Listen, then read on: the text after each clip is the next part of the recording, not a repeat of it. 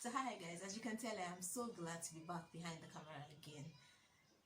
Hi guys, so are you one of those entrepreneurs who make personal resolutions to keep track of their financial records, from at the beginning of the year, and then you find out that midway through the year or midway through the month, all of that ginger has fizzled out and you completely forget to keep, track of your business transactions? Today I'm going to be giving 5 solid practical tips on how to consistently keep accurate financial records of your business transactions. So let's get to it, guys. By the way, my name is Umo and this is African School of Fashion and Business. Guys, subscribe to this channel and as much as possible share this video. I would really appreciate that. Okay, so guys, first of all, what's bookkeeping? Bookkeeping is the process of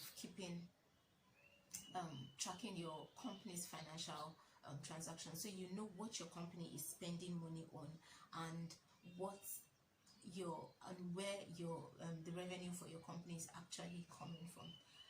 The importance of bookkeeping is, first off, bookkeeping helps you generate reports which can be used in decision making by you, the entrepreneur, or other stakeholders involved in your business. Bookkeeping helps you when it comes time to maintain accurate financial records that would help you to access business loans. It helps you measure the growth of your business. It helps you avoid employee thefts. It helps you decipher what segments of your business are actually profitable and what segments of your business are not actually profitable. So what are the methods of bookkeeping? I'm going to give you 3 solid methods of bookkeeping. First one is you can use an accounting software. Second is you can use an Excel spreadsheet. Third one, which is what I would suggest and which is what I actually use, is you can use a notebook. Old school method, very reliable, and easy for me. That's what I use. And from the records I actually keep in this notebook, I can generate my debtors reports, my creditors reports, my budget variance reports, my inventory valuation reports.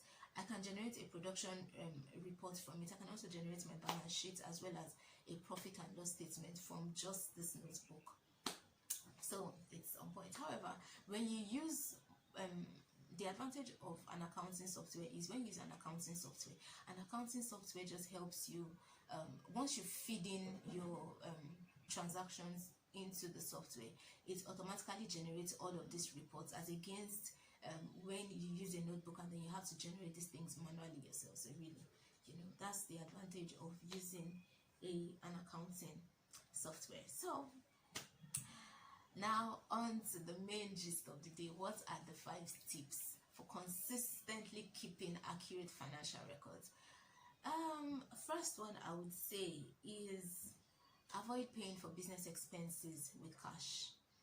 Also insist on bank transfers for your clients. So avoid paying for business expenses with cash. And one of the ways to do this is to ensure that your purchases are made in bulk. So for example, you can have like a market runs day, like maybe 2 or so market runs days in a month, where you probably go to Balogun market, buy, or Aba market, whatever your favorite is. I go to Balogun market, so I just buy all of the supplies that I need for the month. Buy your Aba lining in rolls, buy your zips in dozens, your tailor's chalks, your tables and all of that.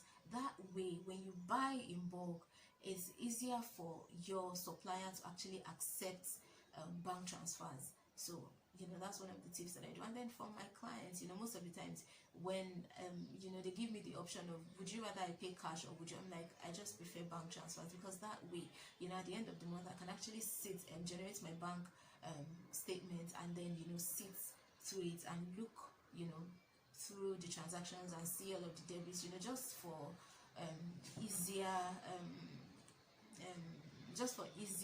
record keeping. So the second tip I would give you is record your transactions as they occur. Guys, like that one, I can't even talk too much about that. One of the things that I do is, on my market runs day, when I come back, no matter how tired I am, I do not unpack that bag until I have recorded every single thing that I bought, including the transport. So if I maybe my the amount of stuff I bought were a lot and I had to do Uber, I would ensure that everything, transport fare, every single thing. If I went by bus or I paid Okada and paid Okada at the point, I am recording every single thing. Like nothing must be missed out. So that's one of the tips. Do not unpack that bag. Like no matter how excited you are about, hey, I just saw this new accessory, I think it's going to be really nice with this corporate dress. This corporate dresses were we've designed for the ready to wear collection. No matter how excited I am about, you know, my purchases, I ensure that I do not unpack that bag until I have recorded, you know, my purchases, recorded, written out a list of the things that I bought as well as the price. The third tip I'm going to give you is let your entries be as detailed as possible. So on my market runs day, if I spend, let's say, 68,500, don't just come back and write in your notebook market run 68,500. Do you understand? At the end of the month, you're not going to be able to deduce any reports from that. Make your entries as detailed as possible. So for example, if you bought 5 dozens of zip, you write it out. If you bought just 1 row of aba lining, write it out. Like, do you understand? Write it out with the price, write it out, write the quantity, write the price. Do you understand? So usually, oh wow, I should have done this, but I think I forgot. So usually, if I have a I use a higher education notebook. On one side I write the income, on the other side I write expenditure, and on top I just write the month.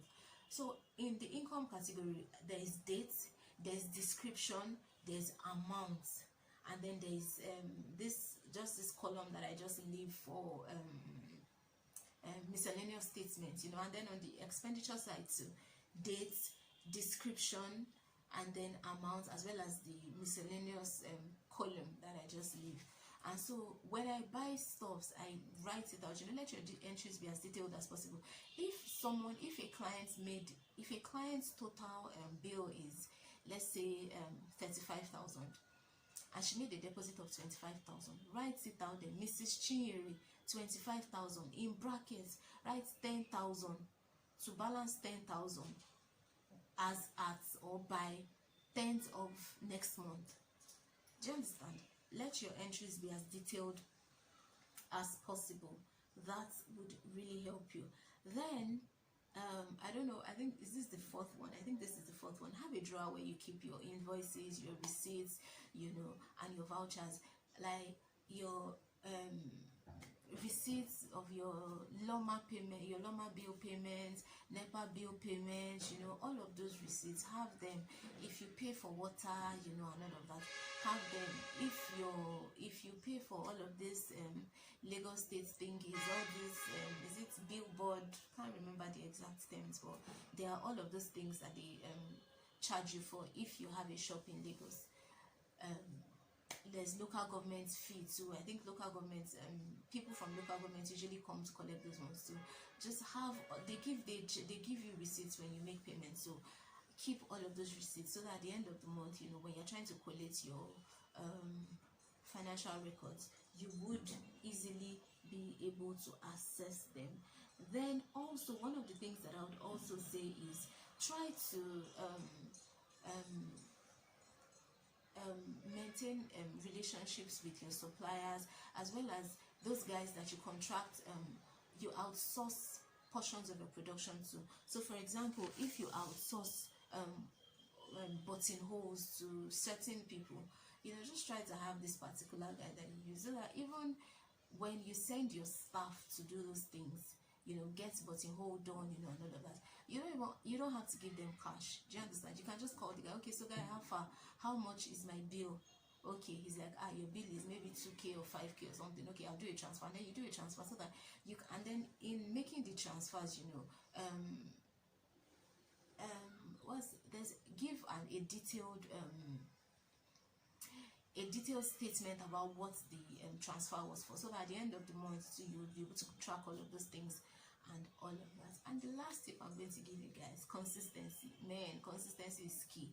If you start to do these things at the beginning of the month and you stop midway, Do you understand? That's defeated the essence. So guys, consistency is key. I wanted to keep this video to just 10 minutes, so 10 minutes is up. So consistency is key. That will be my last tip. So guys, have a great day, guys. Remember to subscribe to this channel. I'm going to be dropping a lot more videos, because I found out that the business side of running a fashion business in this country, you know, is just as important as the skill side. That is important for you to acquire business knowledge, as well as, you know, tailoring skills, you know, and all of that. So I'm going to be talking a lot about that on this channel. So guys, subscribe and share this video. Thanks guys, have a great day, guys.